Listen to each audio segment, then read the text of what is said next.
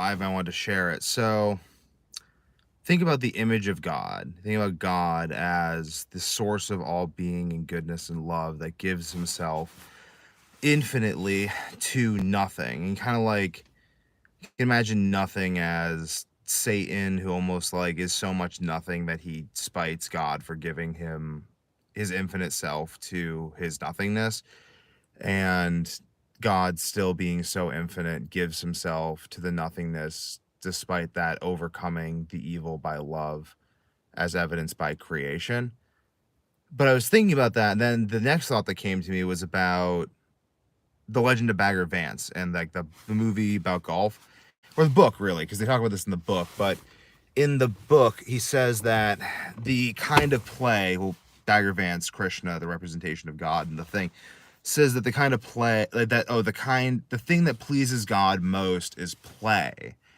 And that struck me as true immediately after I had the first thought I just shared with you, because play is giving of the infinite self of love and attention to nothingness. Play is literally embodied attention. Attention is love, and play is embodied attention, which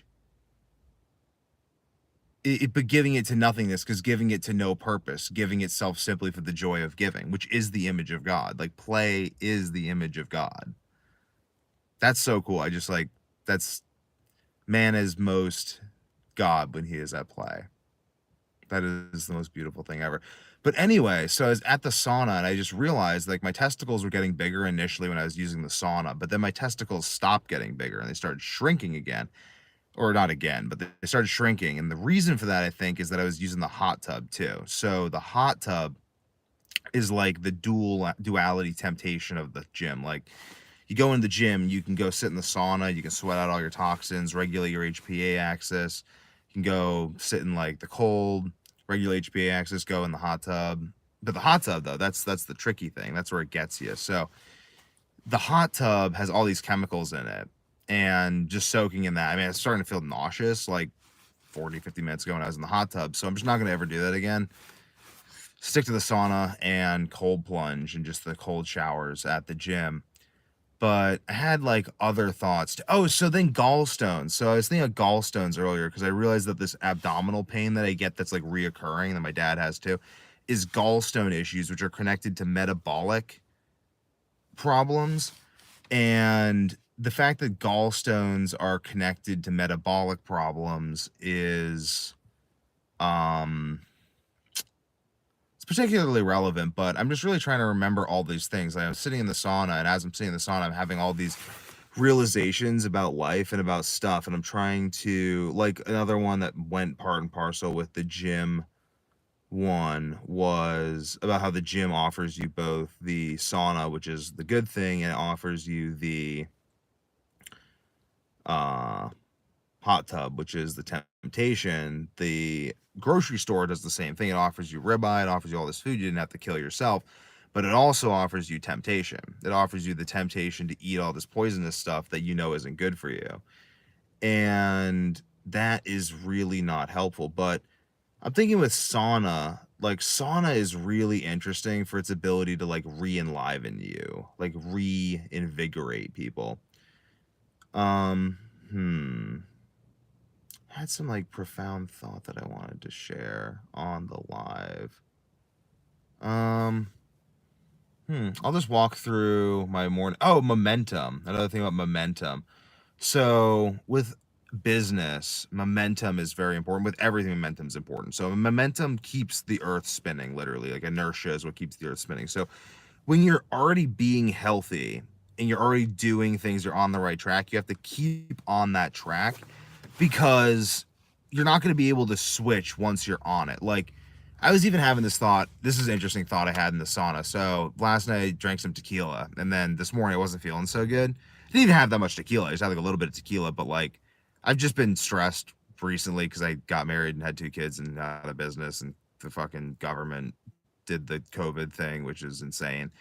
So I don't really trust the government anymore at all because of that, which causes a general level of anxiety, and then also like hurts my level of trust of the population in general, because I'm like, well, you guys are all cool with absolute madness.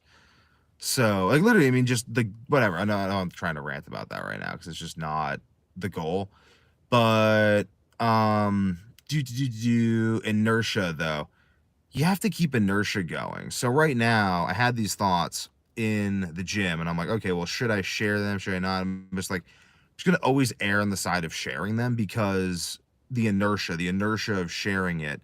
Oh, The Greatest Salesman. So that's interesting. So The Greatest Salesman is this book that's basically full with I think like 10 or 12 little short story things that you can read that are basically just really really dense wisdom that's super encouraging.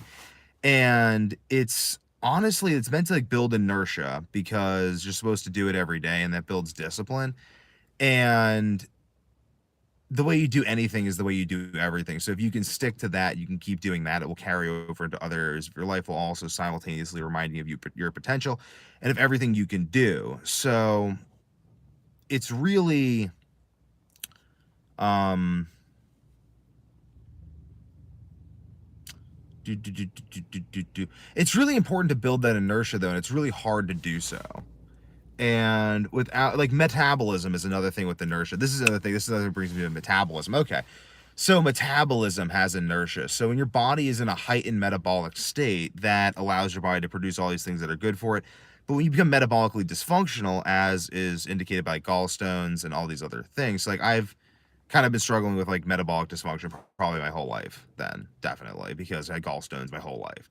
And my dad's starting to develop more issues because he's had gallstones like on and off, or gallstone issues on and off, which is indicative of some problems. And then now, oh, he's starting to have kidney problems and so on. And it just kind of like keeps going, like, unless you make a concerted effort to stop it. So this is again bringing us back to momentum.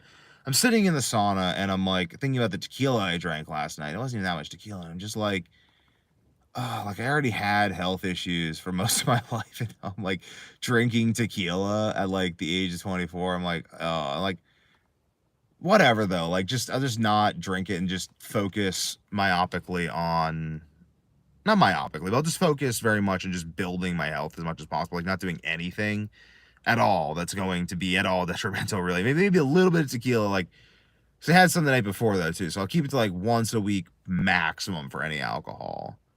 Um like probably much less than that, but once a week maximum for any quantity, like even like a small glass of wine, like once a week, just so I can be sure that that variable is controlled and there's nothing going on with that variable. But because I think there could be some benefits to alcohol as a stressor, like the whole idea of like everything in moderation has some wisdom to it. It has a lot of wisdom to it, honestly. But the level of moderation that you need for various things depends on the level of toxicity and the corresponding level of benefit that corresponds to you, where you're at in your physiological state and your ability to receive those tools, I guess, information, because food's information as well. But yeah, these are all like interesting sauna thoughts. So I'm just gonna keep doing the sauna thoughts thing. But to wrap it up, I my current life challenges, I guess, are really like just getting my wife and self, but really like my getting myself organized enough to get my wife organized enough so she can be organized enough to keep our kids on a schedule, so our kids can be on a schedule, so I can get regular sleep, so that I can have enough brain function to get organized. It's my goal. Oh, it's my goal. It's my goal. That's my goal. That's my goal. Yeah, but it's cool though, because like life is fun and you can still do stuff. So I'll probably clip that into a short because that'd be a great short. I think on that note, I'll wrap it up. See y'all next time I get the impulse to do a live stream, or at 3 o'clock when I'll be regularly uploading.